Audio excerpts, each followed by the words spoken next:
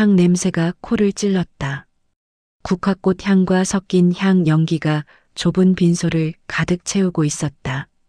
나는 무릎을 꿇고 앉아 들어오는 조문객마다 고개를 숙였다. 검은 상복 자락이 차가운 장례식장 바닥에 닿을 때마다 스치는 소리가 났다. 고개를 들 수가 없었다. 당신이 떠난 지 이틀째였다. 강민호, 내 남편. 32년을 함께 산 사람이 어제 아침만 해도 밥상 앞에 앉아 있었는데 지금은 저 차가운 관 속에 누워 있었다. 심장마비라고 했다. 출근길에 갑자기 쓰러졌다고 했다. 119가 왔을 때는 이미 늦었다고 했다. 믿을 수가 없었다. 큰아들 준혁이가 내 어깨를 툭툭 두드렸다. 어머니, 좀 쉬세요. 아들의 목소리는 쉬어 있었다. 나는 고개를 저었다. 괜찮다. 내가 여기 있어야 한다. 상주는 내가 해야 했다. 32년을 아내로 살았으니 마지막 가는 길도 내가 배웅해야 했다. 조문객들은 끝없이 들어왔다. 회사 사람들, 동네 이웃들, 오래된 친구들, 모두들 영정 앞에 절을 하고 향을 피웠다. 고인의 명복을 빕니다. 다들 그렇게 말하고 나를 위로했다. 힘내십시오. 얼마나 힘드시겠습니까? 그 말들이 귀를 스쳐 지나갔다. 아무 말도 내 귓속으로 들어오지 않았다. 그때였다. 빈소 입구에서 웅성거리는 소리가 들렸다. 나는 눈을 들어 입구 쪽을 바라보았다. 검은 옷을 입은 여자 하나가 조문객들을 헤치고 들어오고 있었다. 수수한 차림이었다. 머리는 단정하게 묶었지만 옷매무새는 어딘가 초라했다. 손에는 헌 가방 하나를 꼭 쥐고 있었다. 낯선 얼굴이었다. 여자는 비틀거리며 영정 앞으로 다가왔다. 그리고 그 자리에 무릎을 꿇더니 큰 소리로 울기 시작했다. 여보, 당신, 어떻게 이럴 수가 있어요? 여자의 목소리는 처절했다. 울음은 빈소 전체를 울렸다. 나는 얼어붙었다. 여보라니. 저 여자가 지금 뭐라고 한 거지? 내 남편을 향해 여보라고 불렀다. 주변 조문객들도 수군거리기 시작했다. 저 여자 누구야? 왜 저러는 거야? 목소리들이 사방에서 들려왔다. 둘째 지혜가 벌떡 일어났다. 실례지만 누구세요? 지혜의 목소리는 날카로웠다. 여기가 어디라고 함부로 그러십니까? 지혜는 간호사답게 냉정했다. 어머니 괴롭히지 마시고 나가세요. 하지만 여자는 일어나지 않았다. 오히려 더 크게 울부짖었다. 그러다 천천히 고개를 들어 나를 바라보았다. 눈이 마주쳤다. 여자의 눈은 눈물로 범벅이었지만 그 안에는 무언가 단단한 결기가 있었다. 여자가 떨리는 목소리로 말했다. 죄송합니다. 여자는 입술을 깨물고 다시 말했다. 저도 고인의 아내입니다. 심장이 멈췄다. 아내라고. 저 여자가 지금 뭐라고 말한 거지? 빈소 안이 순식간에 술렁거리기 시작했다. 뭐라고? 무슨 소리야? 저게 무슨 개소리야? 사람들의 목소리가 파도처럼 밀려왔다. 나는 입이 떨어지지 않았다. 준혁이가 벌떡 일어나 여자에게 다가갔다. 지금 무슨 말도 안 되는 소리를 하는 겁니까? 목소리는 차가웠다. 당장 나가시죠. 여기 있을 자리가 아닙니다. 큰아들은 여자의 팔을 잡으려 했다. 하지만 여자는 가방을 열어 무언가를 꺼냈다. 가족 사진이었다. 낡은 사진 한 장. 그 안에는 당신이 있었다. 내 남편 강민호가 활짝 웃으며 여자 옆에 서 있었다. 여자는 그를 다정하게 끌어안고 있었고 그 앞에는 어린 여자아이가 서 있었다. 세 사람은 놀이공원 같은 곳에서 찍은 듯했다. 행복해 보였다. 사진 뒷면에는 글씨가 적혀 있었다. 2010년 5월 5일 어린이날, 우리 가족. 2010년. 15년 전이었다. 15년 전부터 저 여자와 저렇게 웃고 있었다는 말인가. 머리가 하얗게 변했다. 손끝이 얼어붙었다. 숨을 쉴 수가 없었다. 빈소의 모든 소리가 멀어졌다. 향 냄새도 국화꽃 냄새도 아무것도 느껴지지 않았다. 여자가 사진을 내 앞에 내밀었다. 제 이름은 김소희입니다. 여자의 목소리는 떨렸지만 분명했다. 저는 15년 동안 강민호 씨와 함께 살았습니다. 여자는 말을 이었다. 딸도 하나 있습니다. 올해 중학교 2학년입니다. 나는 고개를 들 수가 없었다. 눈앞이 캄캄했다. 32년. 나는 32년을 이 사람과 살았다. 새 아이를 낳고 키웠다. 시부모 모시고 명절마다 차례 지냈다. 밤낮 없이 당신 뒷바라지했다. 회사 일로 힘들어할 때 등 토닥여주고 밤새 기다리다 지쳐 잠들었던 날도 셀 수 없이 많았다. 그런데 15년 동안 다른 여자가 있었다고, 딸까지 있었다고. 지혜가 소리쳤다. 거짓말 마세요. 지혜는 여자를 밀쳐냈다. 우리 아버지가 언제 그런 짓을 했어요. 증거나 있어요. 사진 하나 가지고 와서 무슨 개소리예요. 하지만 여자는 다시 가방을 뒤졌다. 통장이 나왔다. 강민호 명의로 된 낯선 은행 통장이었다. 매달 200만 원씩 입금된 기록이 빼곡했다. 15년치였다. 그 통장은 내가 본 적 없는 것이었다. 우리 집 통장이 아니었다.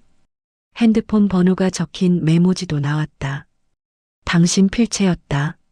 소희에게 다은이 학원비, 병원비. 당신의 글씨가 분명했다. 나는 그 글씨를 32년 동안 봐왔다. 장볼 목록 쓸 때도 저렇게 썼다. 메모할 때도 저렇게 썼다. 거짓말일 수가 없었다. 준혁이가 여자에게서 서류들을 낚아챘다. 형은 한 장 한 장 넘기며 얼굴이 굳어갔다. 지혜도 옆에서 서류를 들여다보더니 입을 다물었다. 막내 민재는 고개를 숙인 채 아무 말도 하지 못했다. 나는 그저 그 자리에 앉아 있을 수밖에 없었다. 김소희라는 여자가 다시 입을 열었다. 저는 병원에서 간병인으로 일했습니다. 여자는 눈물을 닦으며 말을 이었다.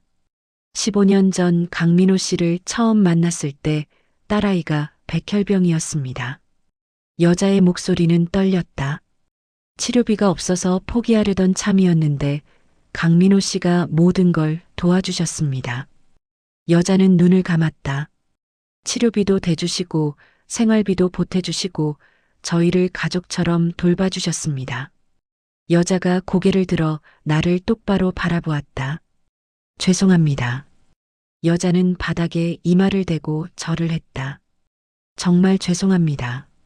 하지만 저도 피해자입니다. 여자의 울음소리가 빈소를 채웠다. 저도 몰랐습니다. 강민호 씨가 결혼하신 줄 몰랐습니다. 여자는 떨리는 손으로 영정 사진을 올려다보았다. 저는 그분이 이혼하신 줄 알았습니다. 저를 속인 겁니다. 나는 손톱으로 손바닥을 꾹 눌렀다. 피가 날 것만 같았다. 아팠다. 온몸이 아팠다. 가슴이 찢어지는 것 같았다. 귀에서 이명이 울렸다. 32년이 무너졌다. 믿었던 모든 것이 거짓이었다. 당신이 야근한다던 날들, 출장 간다던 주말들, 피곤하다며 일찍 잠들던 밤들. 그 모든 시간에 당신은 다른 여자와 함께 있었던 것이다. 나는 일어설 수가 없었다. 다리에 힘이 없었다. 온몸이 떨렸다. 입술이 바짝 말랐다. 목구멍이 타들어갔다. 준혁이가 내 어깨를 붙들었다. 어머니, 정신 차리세요. 큰아들의 목소리가 멀리서 들렸다. 지혜가 내 손을 잡았다. 엄마. 딸의 손은 차가웠다. 하지만 나는 아무 대답도 할 수 없었다. 김소희는 여전히 영정 앞에 무릎 꿇고 있었다. 여자는 당신 영정을 바라보며 중얼거렸다. 왜 이러세요? 왜 말도 없이 가세요? 약속했잖아요. 다은이 고등학교 졸업할 때까지 함께 있겠다고. 여자의 울음은 끝이 없었다. 조문객들은 하나 둘 빠져나가기 시작했다. 민망한 표정들이었다. 누군가는 고개를 저으며 혀를 찼다. 누군가는 수군거리며 웃었다. 재벌도 아니고 뭘 두고 살았대. 죽어서 망신이네. 그 소리들이 가시처럼 꽂혔다. 나는 고개를 들어 영정 사진을 바라보았다. 당신은 그곳에서 여전히 웃고 있었다. 따뜻한 미소였다. 나를 바라보던 그 눈빛이었다. 아이들을 안아주던 그 얼굴이었다. 하지만 이제는 알 수 없었다. 그 미소가 진짜였는지, 그 눈빛이 진심이었는지, 당신이 사랑했던 건 나였는지, 저 여자였는지, 아니면 우리 둘 다 속인 것인지. 향 연기가 천장으로 올라갔다. 국화꽃 향기가 코를 찔렀다. 빈손은 여전히 차갑고 좁았다. 당신은 저관 속에 누워 아무 말이 없었다. 나는 그저 그 자리에 무릎 꿇고 앉아 있을 수밖에 없었다. 32년의 삶이 한순간에 무너져 내렸다. 장례식이 끝난 후 집에 들어섰을 때 모든 것이 낯설었다. 32년을 살았던 이 공간이 어제와 다르게 보였다. 거실의 소파, 식탁의 의자, 벽에 걸린 가족 사진들. 모든 것이 거짓말처럼 느껴졌다. 나는 당신의 서재문을 열었다. 책장 가득 꽂힌 책들, 책상 위에 만년필, 서랍 속의 서류들. 평소라면 절대 뒤지지 않았을 것이다. 당신을 믿었으니까. 하지만 이제는 달랐다. 장례식장에 나타난 그 여자, 김소희. 그녀가 내민 통장과 사진들이 머릿속에서 떠나지 않았다. 서랍을 열었다. 첫 번째 서랍에는 회사 서류들 뿐이었다. 두 번째 서랍도 마찬가지였다. 세 번째 서랍을 열자 뭔가 걸렸다. 바닥에 테이프로 붙어 있는 봉투 하나가 만져졌다. 손이 떨렸다. 숨이 막혔다. 봉투를 뜯었다. 통장이 나왔다. 우리은행 통장이었다. 당신 명의였지만 내가 본 적 없는 통장이었다. 우리 집 통장은 모두 국민은행이었다. 페이지를 넘겼다. 매달 200만 원씩 출금된 기록이 빼곡했다. 15년치였다. 총액을 계산해 보니 3억이 넘었다. 3억? 15년 동안 매달 200만 원씩 빼돌린 것이다. 허탈한 웃음이 나왔다. 나는 생활비가 부족하다고 쪼들리며 살았다. 아이들 학원비 낼 때마다 카드값 걱정했다. 마트 갈 때마다 할인 상품만 골랐다. 옷 한 벌 사는 것도 아까워했다. 그런데 당신은 매달 200만 원씩 다른 여자에게 보내고 있었던 것이다.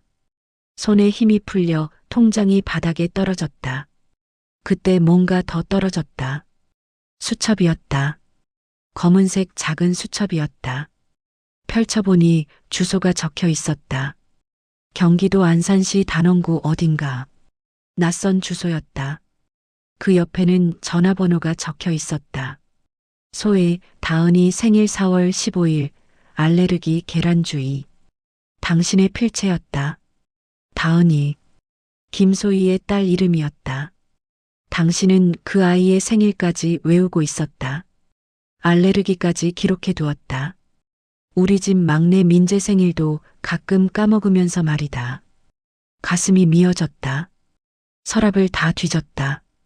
명함 크기의 사진들이 쏟아져 나왔다. 스티커 사진들이었다. 김소희와 어린 여자아이가 당신 옆에서 웃고 있었다. 놀이공원, 해변가, 식당, 온갖 곳에서 찍은 사진들이었다. 세 사람은 행복해 보였다. 나는 사진을 찍고 싶었다. 하지만 손이 움직이지 않았다. 그저 멍하니 사진을 바라볼 뿐이었다. 저 웃는 얼굴이 진짜였다. 당신의 미소가 진심이었다. 그 아이를 아는 팔에 힘이 들어가 있었다. 김소희를 바라보는 눈빛이 다정했다. 똑같았다. 나를 보던 눈빛과 똑같았다. 그 순간 깨달았다. 당신은 우리 둘 다 사랑한 것이다. 나도 저 여자도 둘 다 진심이었던 것이다.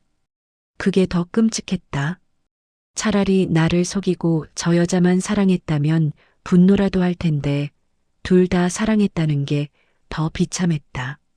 나는 무엇이었던 것인가? 32년은 무엇이었던 것인가? 벽에 걸린 우리 가족 사진이 보였다. 당신과 나 그리고 새 아이. 5 식구가 환하게 웃고 있는 사진이었다. 10년 전 제주도 여행 갔을 때 찍은 것이었다. 나는 그 사진을 내렸다. 액자 뒷면에 당신의 메모가 있었다.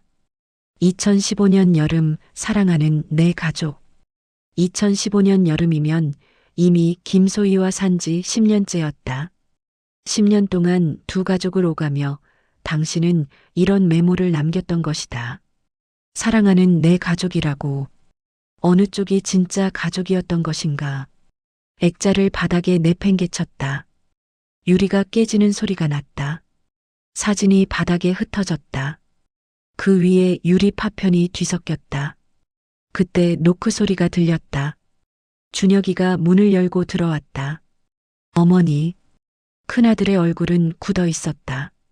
손에는 서류 봉투를 들고 있었다. 형은 말없이 봉투를 내밀었다. 나는 떨리는 손으로 봉투를 받았다. 핸드폰 청구서였다. 당신 명의로 된 또 다른 핸드폰이 있었던 것이다.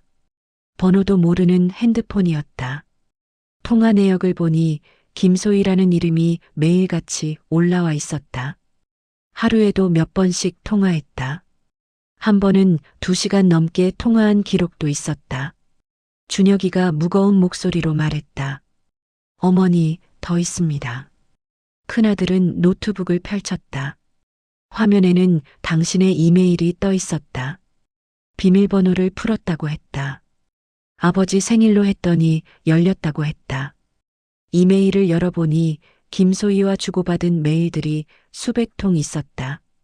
나는 손이 떨려 마우스를 잡을 수가 없었다. 준혁이가 대신 스크롤을 내렸다. 메일 제목들이 스쳐 지나갔다. 오늘 저녁 뭐 먹을까? 다은이가 학교에서 상 받았어. 당신 생각나. 보고 싶어. 사랑해. 그런 제목들이 끝없이 이어졌다. 메일 하나를 열었다. 여보, 오늘 다은이가 처음으로 아빠라고 불렀어요. 당신이 없어서 아쉽지만 다음에 꼭 보여줄게요. 우리 셋이 약속했던 제주도 여행 언제 갈 수 있을까요? 다은이가 받아보고 싶대요. 빨리 만나고 싶어요. 사랑해요. 김소희가 보낸 메일이었다. 답장도 있었다. 소희야, 미안해. 이번 주는 어려울 것 같아. 회사 일이 밀려서 주말에도 출근해야 해. 다은이한테 미안하다고 전해줘. 다음 달에는 꼭 시간 낼게. 제주도 꼭 가자. 나도 보고 싶어. 사랑해. 당신의 답장이었다. 나는 화면을 볼 수가 없었다. 고개를 돌렸다. 하지만 준혁이는 멈추지 않았다. 형은 계속 스크롤을 내렸다. 더 많은 메일들이 나왔다. 15년치의 메일이었다. 일상적인 이야기들, 사랑한다는 말들, 보고 싶다는 말들. 우리 부부가 나눴던 것과 똑같은 대화들이었다. 나는 의자에 주저앉았다. 준혁이가 노트북을 닫았다. 형은 아무 말도 하지 않았다. 그저 내 어깨에 손을 올렸다. 형의 손이 떨리는 게 느껴졌다. 큰아들도 충격받았을 것이다. 믿었던 아버지가 이런 사람이었다니.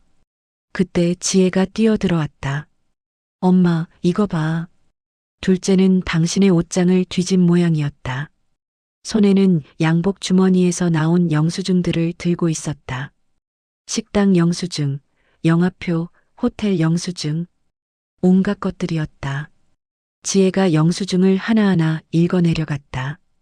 2018년 5월 3일 이탈리아 레스토랑 저녁 식사 12만 원. 2019년 8월 15일 CGV 영화표 임해. 2020년 12월 24일 강남 호텔 스위트룸 1박. 딸의 목소리는 떨렸다. 엄마, 이 날짜들 다 엄마랑 같이 있었다고 한 날들이야. 지혜는 달력을 펼쳤다. 2018년 5월 3일은 아빠가 회사 회식 간다고 했던 날이고, 2019년 8월 15일은 광복절인데 친구 만난다고 나갔던 날이고, 2020년 크리스마스 이브는 야근한다고 했던 날이야. 딸은 울먹였다. 다 거짓말이었어. 다 저 여자랑 있었던 거야. 나는 영수증을 바닥에 뿌렸다. 종이들이 공중에서 흩날렸다. 32년의 거짓말이 눈처럼 내렸다. 나는 그 종이들을 밟으며 침실로 걸어갔다. 우리 침대가 보였다. 당신이 누웠던 자리가 보였다. 베개에는 아직도 당신의 냄새가 남아 있었다. 나는 베개를 집어들었다. 그리고 힘껏 내동댕이 쳤다. 베개는 벽에 부딪혀 떨어졌다. 이불을 찢고 싶었다. 옷장을 부수고 싶었다. 당신의 모든 흔적을 지우고 싶었다. 하지만 나는 그저 바닥에 주저앉아 울 수밖에 없었다. 준혁이와 지혜가 달려왔다. 민재도 뒤따라왔다. 새 아이가 나를 끌어안았다. 엄마, 울지 마. 괜찮아. 우리가 있잖아. 아이들의 목소리가 들렸다. 하지만 괜찮지 않았다. 32년이 무너졌다. 믿었던 모든 것이 거짓이었다. 당신이 야근한다던 날들, 출장 간다던 주말들, 피곤하다며 일찍 잠들던 밤들. 그 모든 시간에 당신은 다른 여자와 다른 가족과 함께 있었던 것이다. 나는 무엇이었던 것인가? 32년 동안 당신 곁을 지킨 나는 무엇이었던 것인가? 새 아이를 낳고 키운 내 인생은 무엇이었던 것인가? 창밖으로 비가 내리기 시작했다. 빗소리가 창문을 두드렸다. 방 안은 어두웠다. 아무도 불을 켜지 않았다. 우리는 그저 어둠 속에서 서로를 끌어안고 있었다. 당신의 빈자리가 너무 컸다. 하지만 그 빈자리를 채우고 있던 것은 사랑이 아니라 거짓말이었다. 나는 눈을 감았다. 눈물이 뺨을 타고 흘러내렸다. 멈출 수가 없었다. 32년 동안 흘리지 않았던 눈물이 한꺼번에 쏟아져 나왔다. 비는 밤새 내렸다. 초인종이 울렸다. 장례식이 끝난 지 일주일째 되는 날이었다. 나는 소파에 앉아 멍하니 벽을 바라보고 있었다. 밥도 제대로 먹지 않았다. 잠도 자지 못했다. 그저 하루하루 숨만 쉬고 있었다. 초인종이 또 울렸다. 나는 일어나지 않았다. 누가 와도 보고 싶지 않았다. 이웃들의 위로도 친구들의 걱정도 듣고 싶지 않았다. 모두 거짓말처럼 느껴졌다. 32년을 속고 산 내가 부끄러웠다. 현관문을 두드리는 소리가 들렸다. 박은숙 씨, 저예요. 그 목소리였다. 김소희였다. 나는 벌떡 일어났다. 가슴에서 불이 타올랐다. 저 여자가 감히 우리 집에 찾아오다니. 저 여자가 뭐가 궁금하다고 여기까지 오는 것인가. 나는 현관으로 달려가 문을 확 열었다. 뭐하러 왔어요? 목소리가 떨렸다. 분노가 치밀어 올랐다. 당신이 여기 올 자격이 있다고 생각해요. 김소희는 초라한 차림이었다. 낡은 점퍼에 때 묻은 운동화를 신고 있었다. 손에는 비닐봉지를 들고 있었다. 여자는 고개를 숙였다. 죄송합니다. 여자의 목소리는 작았다. 하지만 드릴 말씀이 있어서 왔습니다. 나는 비웃었다. 무슨 말을 하러 왔는데요? 사과라도 더 하러 왔어요. 아니면 위자료라도 달라고 하러 온 거예요. 김소희가 고개를 들었다. 여자의 눈은 충혈되어 있었다. 나만큼이나 잠을 못 잔 얼굴이었다. 아닙니다. 여자는 비닐봉지를 내밀었다. 이걸 드리러 왔습니다. 나는 봉지를 받지 않았다. 김소희는 봉지를 바닥에 내려놓았다. 강민호 씨 집에서 나온 것들입니다. 여자가 말했다. 제가 가지고 있으면 안 될 것 같아서요. 나는 봉지를 내려다보았다. 안에는 남자 옷가지들이 보였다. 당신의 옷이었다. 당신이 저 여자 집에 두고 갔던 옷들이었다. 가져가세요. 여자는 말을 이었다. 그리고 이것도요. 김소희는 주머니에서 열쇠 하나를 꺼냈다. 자동차 열쇠였다. 당신의 차 열쇠였다. 2년 전에 산 차였다. 사고로 전파됐다고 했던 열쇠였다. 그래서 새로 만들었다고 했었다. 거짓말이었다. 저 여자에게 준 것이었다. 나는 열쇠를 낚아챘다. 이게 다예요. 목소리가 날카로웠다. 15년 동안 내 남편한테 받은 게 옷 몇 벌이랑 차 열쇠뿐이에요. 김소희는 고개를 저었다. 아닙니다. 여자는 다시 주머니를 뒤졌다. 통장이 나왔다. 당신 명의의 통장이었다. 내가 서재에서 발견했던 그 통장과 똑같은 은행의 통장이었다. 이것도 돌려드립니다. 여자의 손이 떨렸다. 15년 동안 받은 돈 다 모아뒀습니다. 한 푼도 안 썼어요. 나는 통장을 펼쳤다. 잔액이 2억이 넘었다. 매달 받은 200만 원 중에서 생활비를 쓰고 남은 돈을 저축한 모양이었다. 왜 안 썼어요? 내가 물었다. 당신이 준 돈인데 왜 안 쓰고 모았어요? 김소희는 눈물을 훔쳤다. 죄책감 때문이었습니다. 여자가 대답했다. 강민호 씨가 결혼하신 줄 몰랐다고 했지만 어딘가 이상했거든요. 주말에는 안 만나주고 명절에는 연락이 안 되고 밤에만 오시고 그래서 불안했어요. 여자는 고개를 숙였다. 혹시 다른 가족이 있는 건 아닐까 싶었어요. 그래서 돈을 못 썼어요. 언젠가 돌려드려야 할 것 같았어요. 나는 통장을 바닥에 던졌다. 이제 와서 양심 찾은 척하지 마세요. 분노가 터져 나왔다. 15년 동안 내 남편 빼앗아 놓고 이제 와서 돈 돌려주면 다해요. 내 인생은 어떡하고요. 내 32년은 어떡하라고요. 김소희는 아무 말도 하지 못했다. 여자는 그저 고개를 숙이고 서 있었다. 어깨가 떨렸다. 울고 있었다. 나는 문을 닫으려 했다. 하지만 여자가 문틈에 손을 넣었다. 잠깐만요. 김소희가 말했다. 한 가지만 물어봐도 될까요? 나는 여자를 노려보았다. 뭐가 궁금한데요? 김소희는 떨리는 목소리로 물었다. 강민호 씨가 정말 심장마비로 돌아가신 게 맞나요? 나는 미간을 찌푸렸다. 그게 무슨 소리예요? 병원에서 그렇게 진단했는데요. 여자는 고개를 저었다. 이상해요. 김소희가 말했다. 강민호 씨는 건강했어요. 매년 건강검진 받으셨고 운동도 하셨어요. 심장에 문제가 있다는 말을 들은 적이 없어요. 나는 할 말이 없었다. 당신은 건강했다. 한 번도 아프다는 소리를 한 적이 없었다. 그래서 갑작스러운 죽음이 더 믿기지 않았던 것이다. 그리고요. 김소희가 말을 이었다. 돌아가시기 한 달 전부터 이상하셨어요. 여자는 기억을 더듬었다. 갑자기 돈을 많이 빼셨어요. 통장에서 5천만 원을 한꺼번에 인출하셨어요. 어디 쓰냐고 물어봤더니 말씀 안 하시더라고요. 나도 그랬다. 당신은 한 달 전에 갑자기 돈이 필요하다며 정기예금을 해지했다. 5천만 원이었다.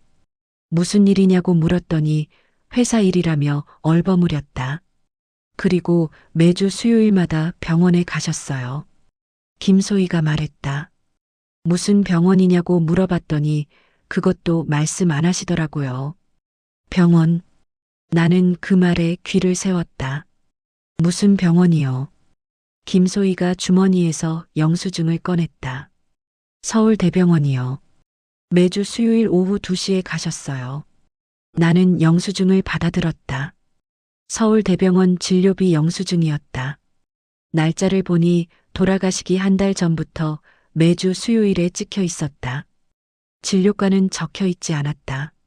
나도 몰랐어요. 내가 말했다. 수요일에 병원 간다는 말 들어본 적 없어요. 두 사람은 서로를 바라보았다. 그 순간 묘한 감정이 스쳤다. 우리는 15년 동안 한 남자를 나눠 가졌지만 정작 그 남자에 대해서는 아무것도 몰랐던 것이다. 들어오세요. 나는 문을 열었다. 김소희는 조심스럽게 집 안으로 들어왔다. 여자는 신발을 벗으며 주변을 둘러보았다. 거실에 걸린 가족 사진들, 소파, 식탁. 모든 것이 낯선 표정이었다. 앉으세요. 나는 소파를 가리켰다. 김소희는 소파 끝에 조심스럽게 앉았다. 나는 건너편에 앉았다. 두 사람 사이에 무거운 침묵이 흘렀다. 나는 먼저 입을 열었다. 당신은 우리 남편이 무슨 일을 하는지 알았어요. 김소희가 대답했다. 회사 운영하신다고만 들었어요. 구체적으로는 몰랐어요. 나는 고개를 끄덕였다.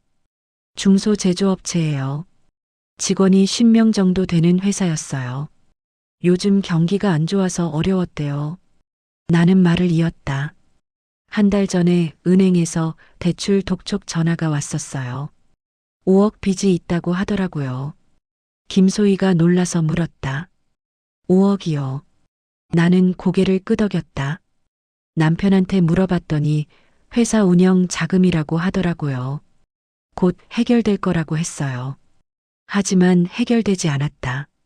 당신은 그 빚을 안고 세상을 떠났다.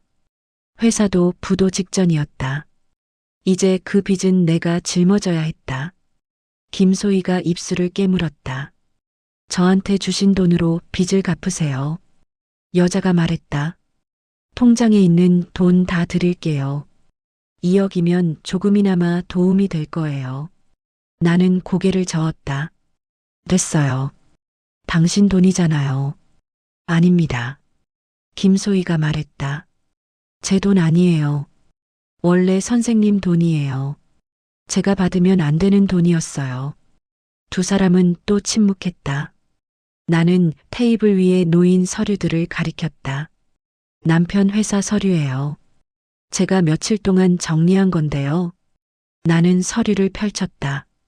이상한 게 있어요. 김소희가 몸을 앞으로 기울였다. 뭐가 이상한데요? 나는 통장 거래 내역을 가리켰다. 매달 500만 원씩 나가는 돈이 있어요. 15년 동안 계속 빠져나갔어요. 총 9억이에요. 김소희가 눈을 크게 떴다. 9억이요. 나는 고개를 끄덕였다. 당신한테 준 돈보다 더 많아요. 근데 어디로 간 건지 모르겠어요. 메모도 없고 계좌번호도 없어요.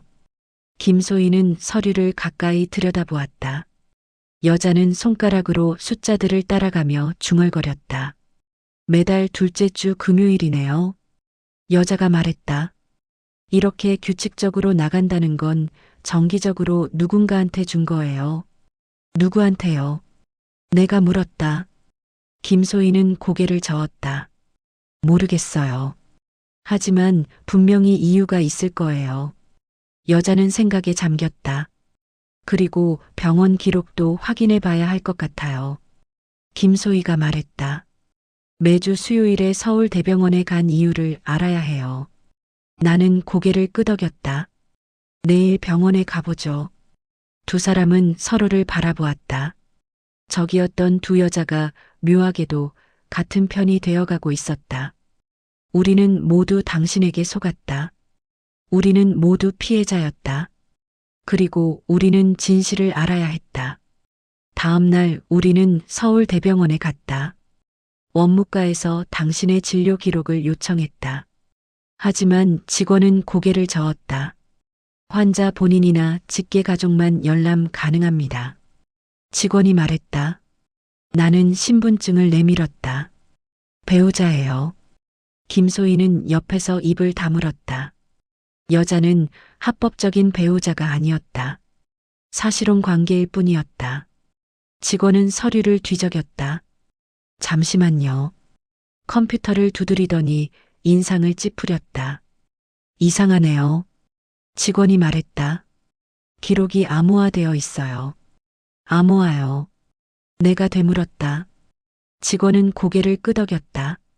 환자분이 요청하셔서 특별관리 대상으로 분류되어 있어요. 아무나 열람할 수 없게 잠금 처리되어 있습니다. 왜 그런 거죠? 김소희가 물었다. 직원은 어깨를 으쓱했다. 보통은 유명인이나 중요한 질병이 있을 때 그렇게 해요. 정보 유출 방지 차원이죠. 중요한 질병. 나는 가슴이 철렁 내려앉았다. 무슨 병이었는지 알 수 있나요? 직원은 고개를 저었다. 해당 진료과 교수님한테 직접 문의하셔야 해요.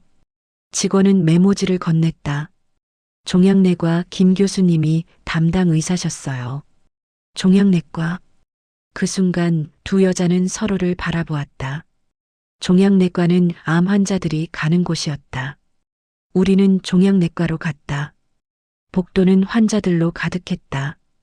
휠체어에 탄 사람들, 링거를 달고 걷는 사람들, 머리카락이 다 빠진 사람들, 모두 힘겨운 표정들이었다. 김 교수 진료실 문을 두드렸다. 들어오세요. 안에서 목소리가 들렸다. 우리는 문을 열고 들어갔다.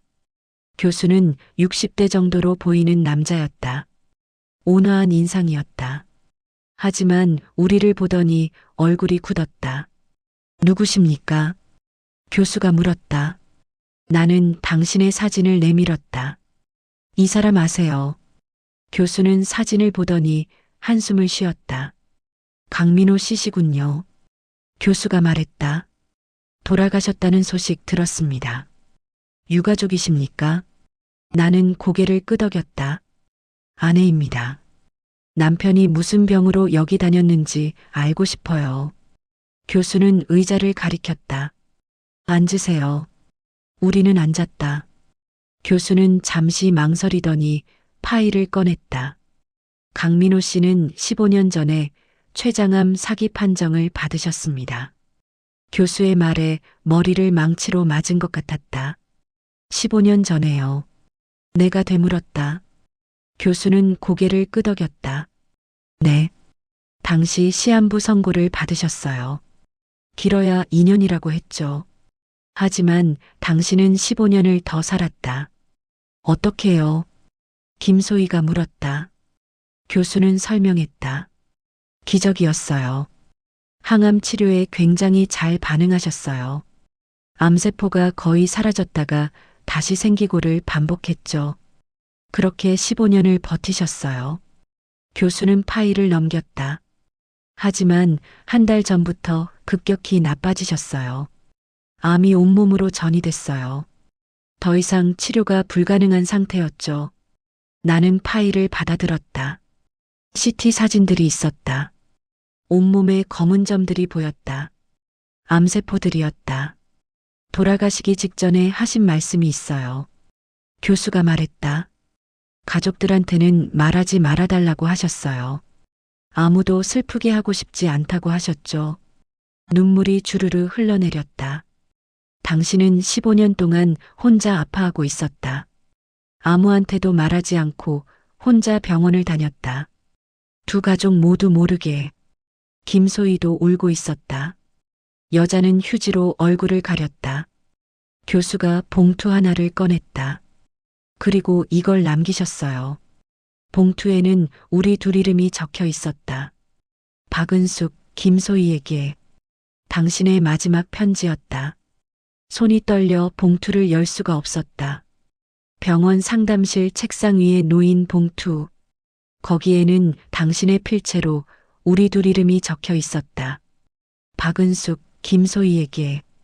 당신의 마지막 말이 그 안에 들어 있었다. 김 교수가 자리에서 일어났다.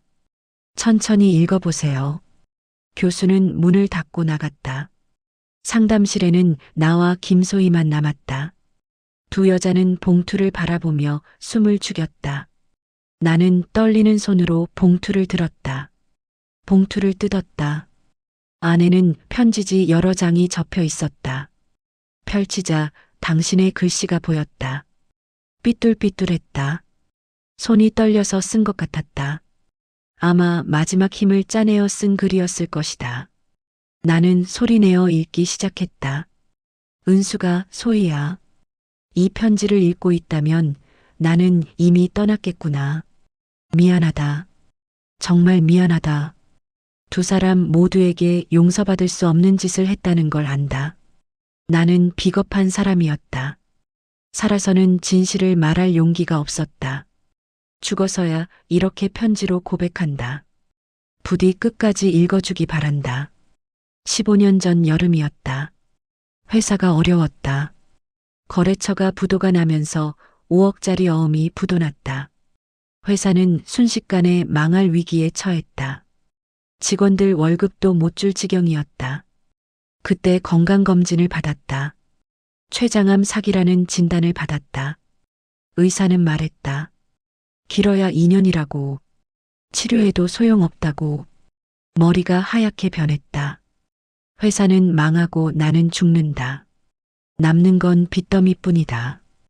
은숙이와 새 아이들은 어떡하나. 그 생각만 했다. 밤마다 잠을 못 잤다. 어떻게 해야 하나? 어떻게 하면 가족들을 지킬 수 있나? 그것만 생각했다. 그러던 어느 날이었다. 병원에서 한 여자를 만났다. 김소희였다. 그녀는 간병인이었다.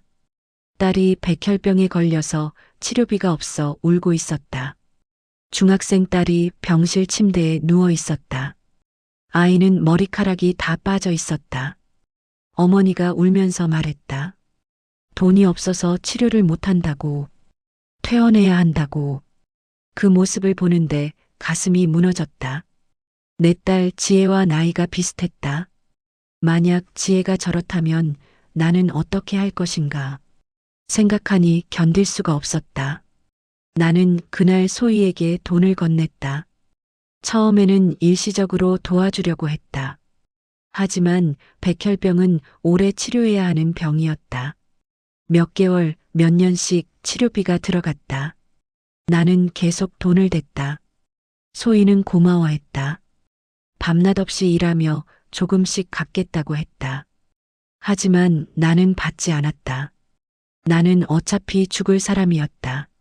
죽기 전에 선행을 하나라도 하고 싶었다. 그렇게 1년이 지났다. 기적이 일어났다. 항암 치료가 효과를 봤다. 암세포가 줄어들었다. 의사도 놀라워했다. 2년 시한부가 3년, 4년으로 늘어났다. 나는 미친 듯이 일했다. 회사를 살려야 했다. 가족을 지켜야 했다.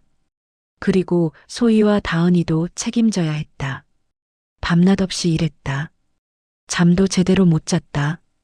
주말도 없었다. 명절도 없었다. 돈을 벌었다. 빚을 갚았다.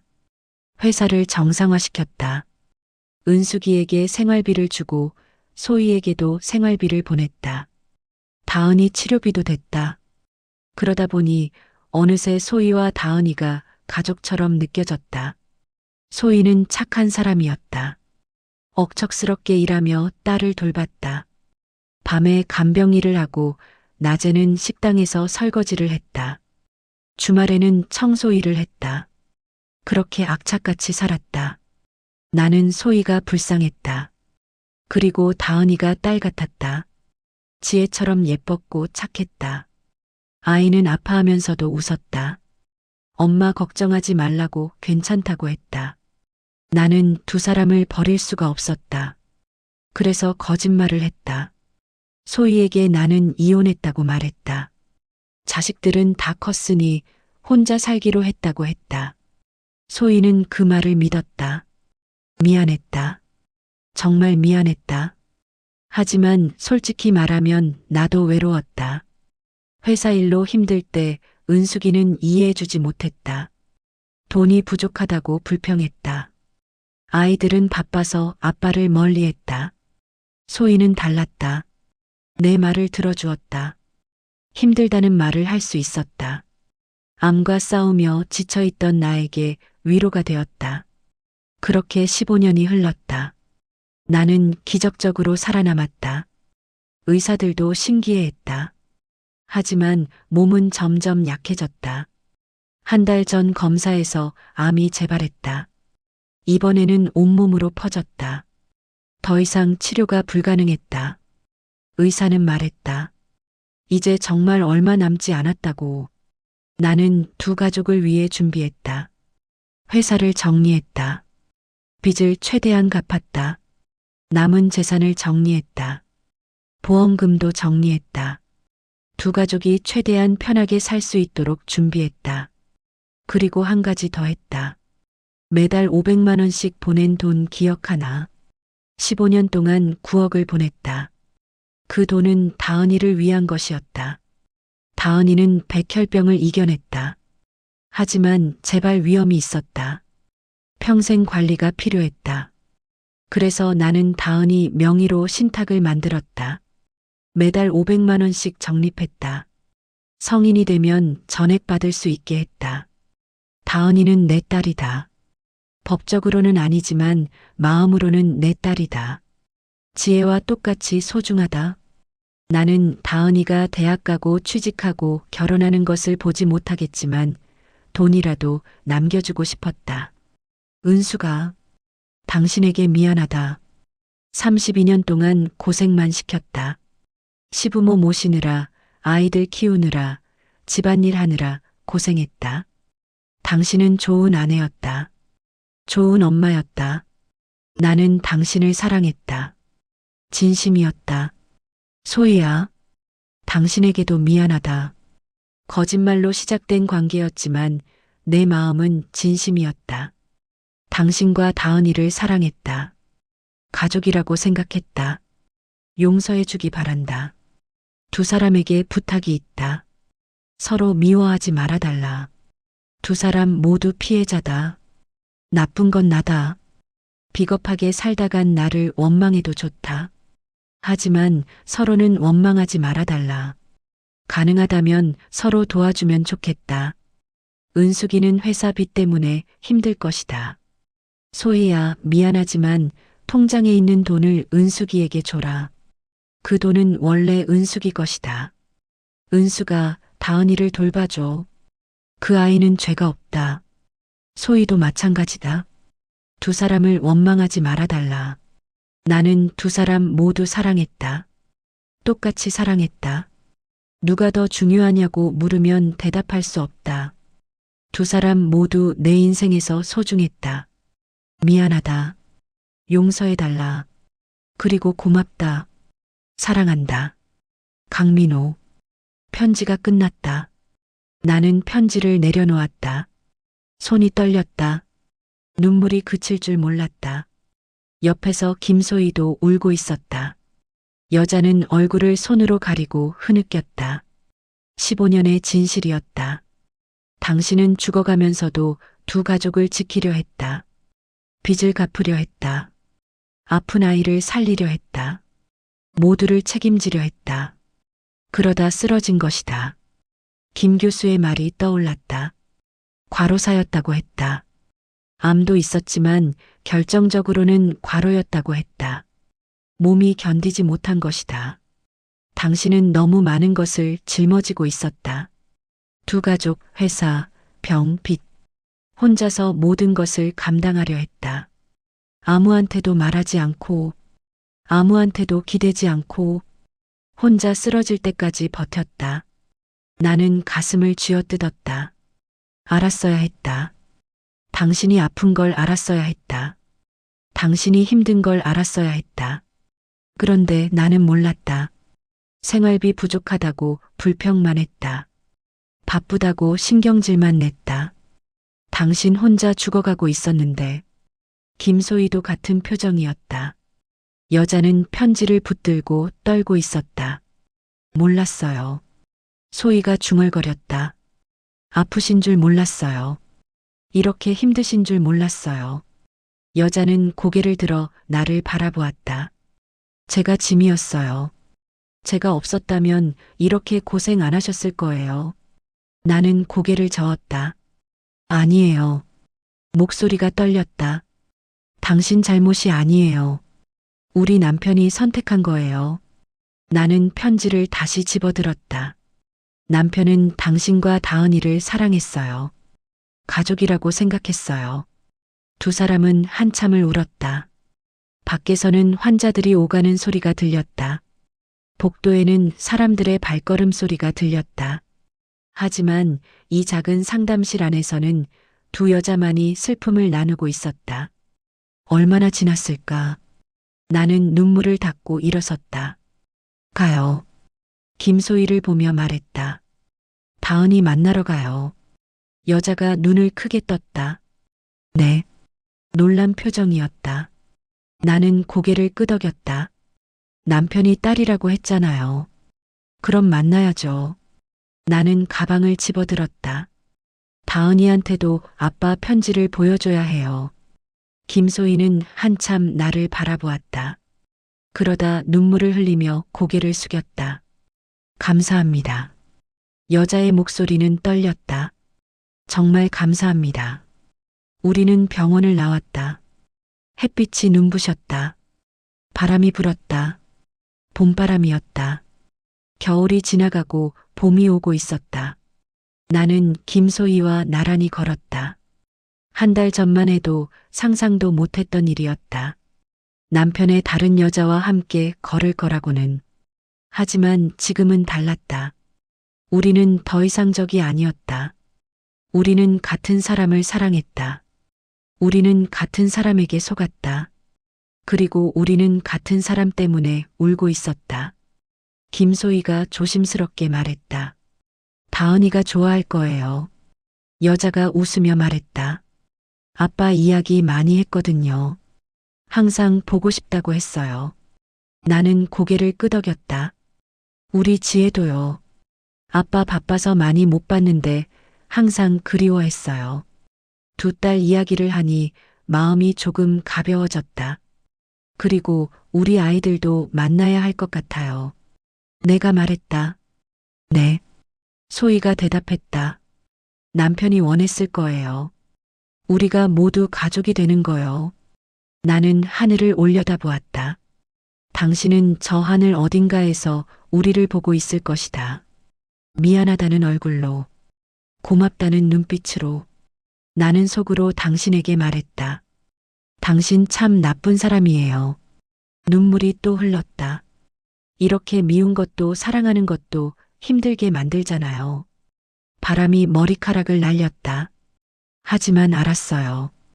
당신이 왜 그랬는지, 당신이 얼마나 힘들었는지. 나는 김소희의 손을 잡았다.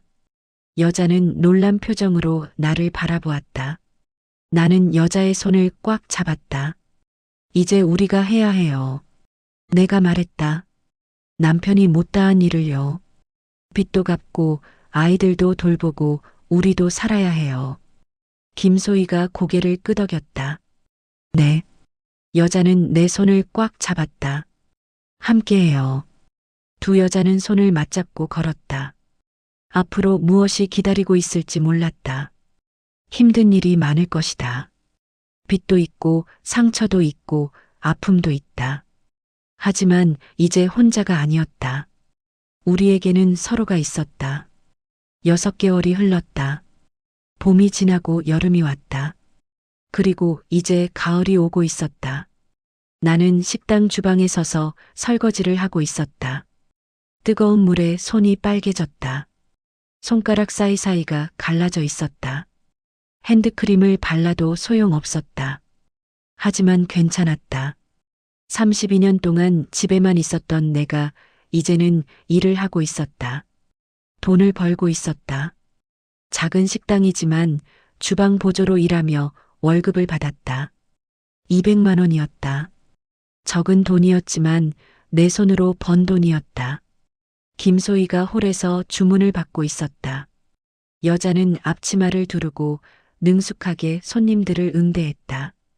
웃는 얼굴로 메뉴를 설명하고 주문을 받았다. 15년 동안 온갖 일을 해온 여자답게 일솜씨가 좋았다. 우리는 함께 일하고 있었다.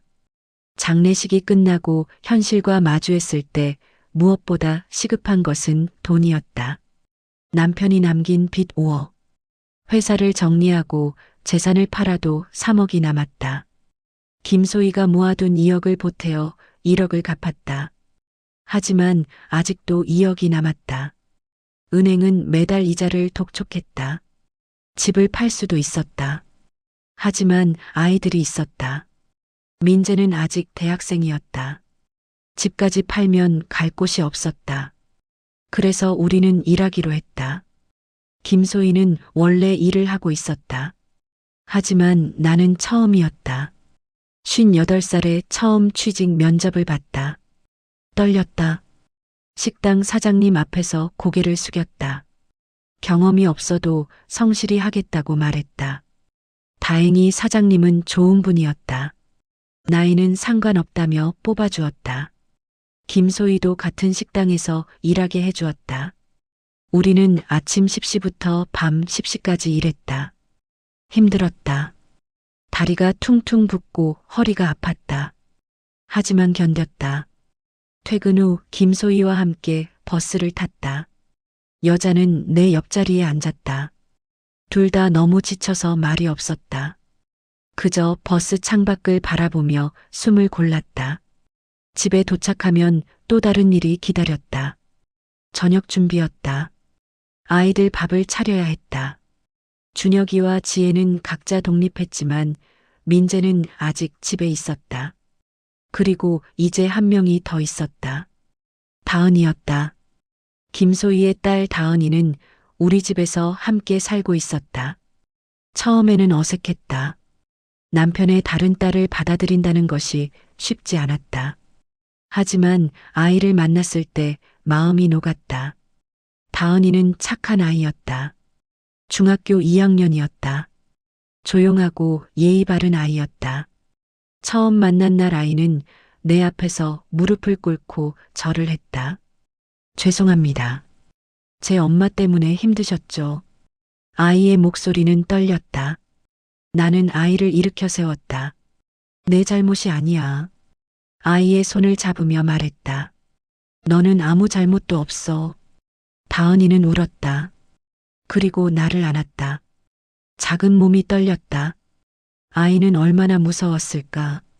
낯선 아주머니 집에 들어와야 하는 것이 엄마를 미워할까봐 걱정했을 것이다.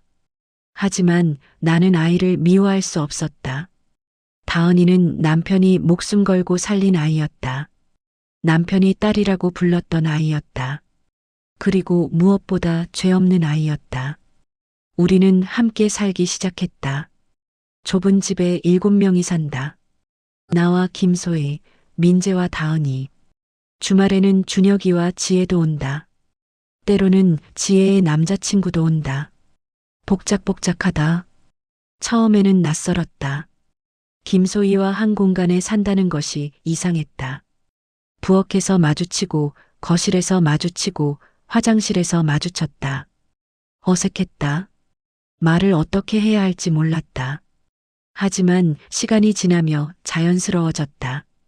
아침에 같이 밥을 먹고 저녁에 같이 설거지를 했다. 빨래를 함께 널고 청소를 함께 했다. 말이 늘었다. 소희야, 이거 어떻게 해? 언니, 저는 이렇게 하는데요. 서로를 부르는 호칭도 생겼다. 나는 소희를 동생처럼 대했다. 12살 차이가 났다.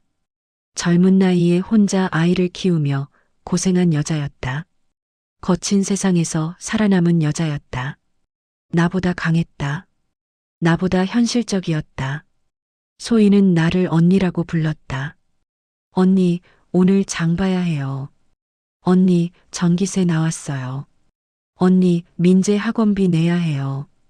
여자는 집안 살림을 꼼꼼히 챙겼다. 돈을 아끼는 법을 알았다. 장을 볼 때도 싼 것만 골랐다.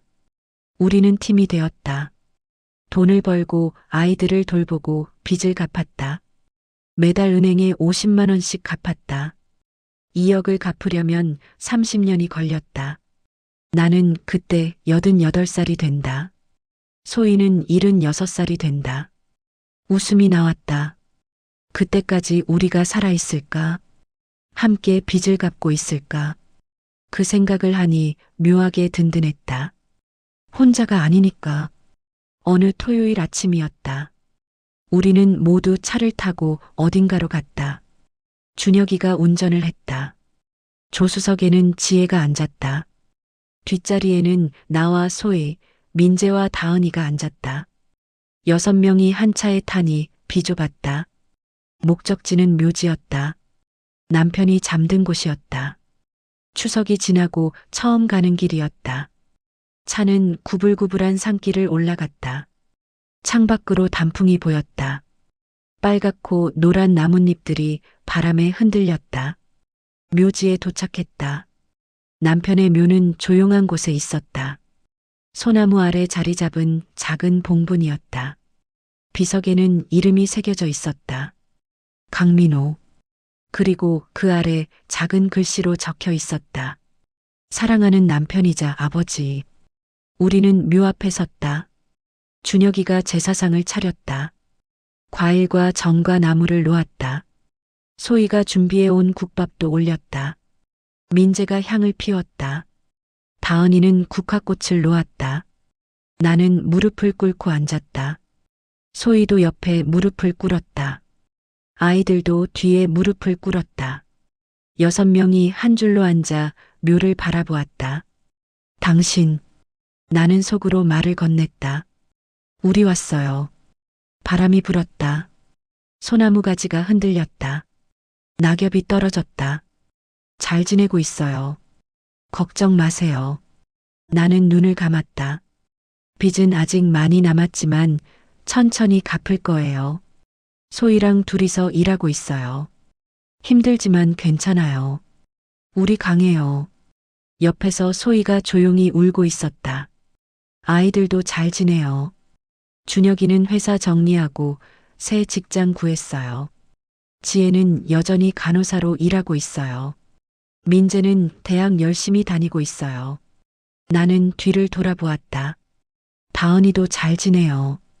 우리 다 함께 살고 있어요. 당신이 원했던 대로요. 다은이는 고개를 숙이고 있었다. 아이의 어깨가 떨렸다. 처음에는 화났어요. 정말 많이 화났어요. 당신을 미워했어요. 어떻게 그럴 수 있냐고 물었어요. 눈물이 흘렀다. 하지만 이제 알아요. 당신이 왜 그랬는지, 당신이 얼마나 힘들었는지, 혼자서 모든 걸 짊어지고 살았던 거요. 바람이 더 세게 불었다. 당신 바보예요. 왜 혼자 아팠어요? 왜 말 안 했어요?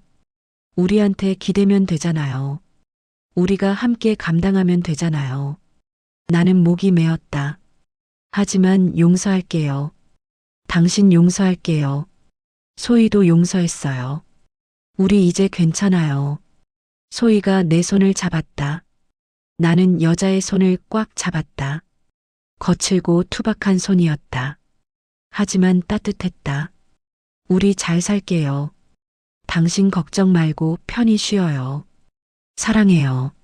나는 절을 했다. 소희도 절을 했다. 아이들도 모두 절을 했다. 6명이 한 사람을 위해 고개를 숙였다. 그 모습이 가족 같았다. 법적으로는 아니지만 마음으로는 가족이었다.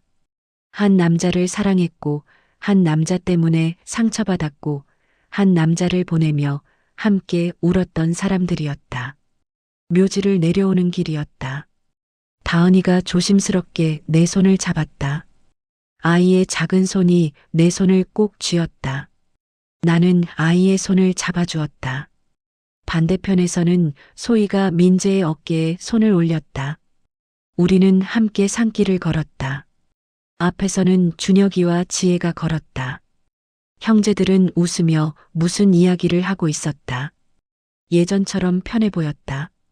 나는 뒤돌아보았다. 저 멀리 남편의 묘가 보였다. 작은 봉분이었다. 소나무 그늘 아래 조용히 자리 잡고 있었다. 당신은 이제 쉬고 있을 것이다.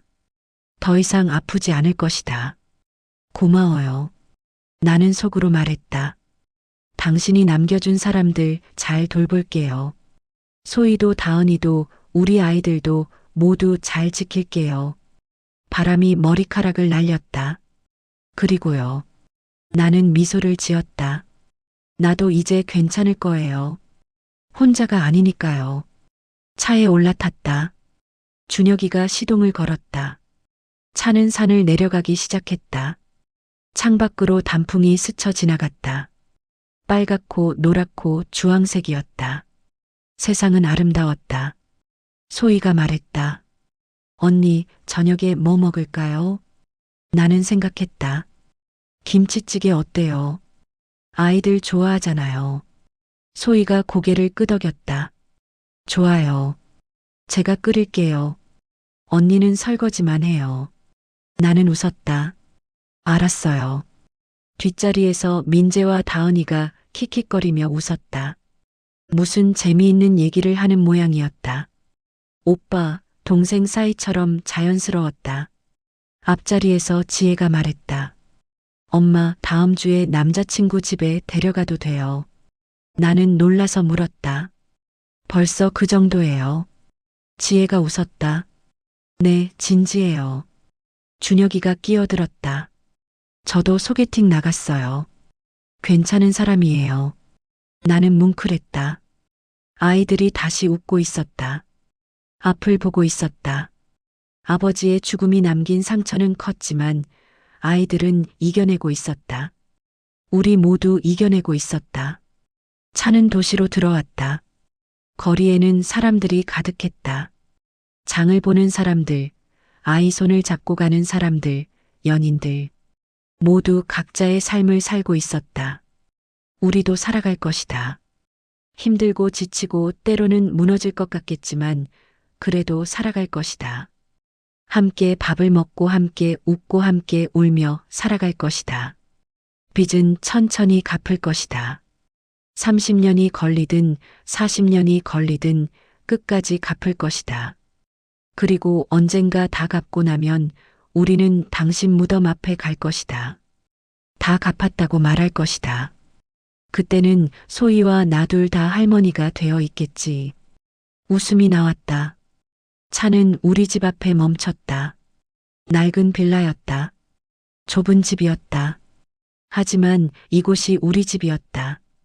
7명의 보금자리였다. 우리는 집으로 들어갔다. 현관에는 신발이 가득했다. 거실에는 아이들 책이 널려 있었다. 부엌에는 설거지가 쌓여 있었다. 지저분했다. 복잡했다. 시끄러웠다. 하지만 따뜻했다. 소희가 앞치마를 두르며 부엌으로 갔다. 언니, 밥하게 좀 도와줘요. 나도 앞치마를 두르고 부엌으로 갔다. 알았어요. 두 여자는 나란히 서서 저녁을 준비했다. 김치찌개를 끓이고 밥을 지었다. 계란말이를 부치고 나물을 무쳤다. 손이 바빴다. 하지만 즐거웠다. 거실에서는 아이들이 TV를 보며 웃었다. 준혁이와 지혜와 민재와 다은이. 4명이 소파에 옹기종기 모여 앉아 있었다. 서로 장난치고 웃고 떠들었다. 나는 그 모습을 바라보았다. 당신, 속으로 말했다. 우리 잘 살고 있어요. 당신 없어도 잘 살고 있어요. 눈물이 또 났다. 당신 보고 싶지만 이제 괜찮아요. 이제 웃을 수 있어요. 소희가 국자를 건넸다. 언니 간 봐봐요. 나는 국물을 맛봤다. 딱 좋아요. 두 여자는 웃었다. 밥상을 차리고 아이들을 불렀다. 5명이 식탁에 둘러앉았다. 좁은 식탁이었지만 다 앉았다. 어깨가 부딪혔다. 북적거렸다. 밥을 먹기 시작했다. 김치찌개가 맛있었다. 밥이 따뜻했다. 아이들은 잘 먹었다. 소희가 반찬을 더 떠주고 내가 국을 더 끓였다. 저녁 식사는 오래 이어졌다. 아이들은 학교 이야기를 했다. 소희는 식당 이야기를 했다. 나는 웃으며 듣기만 했다. 행복했다. 이것이 가족이구나. 피가 섞이지 않아도 가족이 될 수 있었다. 같은 밥을 먹고 같은 공간에서 웃고 서로를 걱정하면 가족이 되는 것이었다. 창밖으로 저녁 노을이 보였다. 하늘이 빨갛게 물들었다. 가을 하늘이었다. 겨울이 오기 전 마지막 따뜻함이었다. 우리는 이 겨울도 견딜 것이다. 추운 겨울이 와도 함께 버티고 또 봄을 맞이할 것이다. 힘들어도 포기하지 않을 것이다. 손을 맞잡고 끝까지 갈 것이다. 당신 없는 세상. 하지만 우리는 살아간다. 당신이 남긴 사람들과 함께 살아간다. 당신이 사랑했던 사람들과 함께. 그것이 당신이 원했던 것이니까. 밥상을 치우고 설거지를 했다. 소희와 나는 나란히 서서 그릇을 닦았다. 뜨거운 물에 손이 빨개졌다. 거품이 가득했다. 창밖으로 어둠이 내렸다. 내일 또 일하러 가야 했다. 힘들 것이다. 다리가 아프고 허리가 쑤실 것이다. 하지만 괜찮다. 견딜 수 있다. 옆에 소희가 있으니까. 설거지가 끝났다. 두 여자는 물기를 닦고 거실로 나왔다. 아이들은 각자 방으로 들어가 공부를 하고 있었다. 조용했다. 나는 소파에 앉았다. 소희도 옆에 앉았다. 두 사람은 말없이 천장을 바라보았다. 피곤했다. 하지만 마음은 편했다. 언니, 소희가 불렀다. 나는 고개를 돌렸다. 고마워요. 여자가 말했다. 저를 받아줘서 고마워요. 나는 여자의 손을 잡았다. 나야말로 고마워요. 혼자였으면 못 버텼을 거예요. 두 여자는 손을 맞잡고 앉아 있었다. 한 남자를 사랑했던 두 여자. 한 남자에게 속았던 두 여자. 한 남자를 보내고 함께 살아가는 두 여자. 우리는 이제 자매였다. 피보다 진한 인연으로 묶인 자매였다. 밤은 깊어갔다. 하지만 우리의 하루는 아직 끝나지 않았다. 빨래를 개야 하고 내일 도시락을 싸야 하고 청소를 해야 했다. 우리는 일어나 다시 움직이기 시작했다. 함께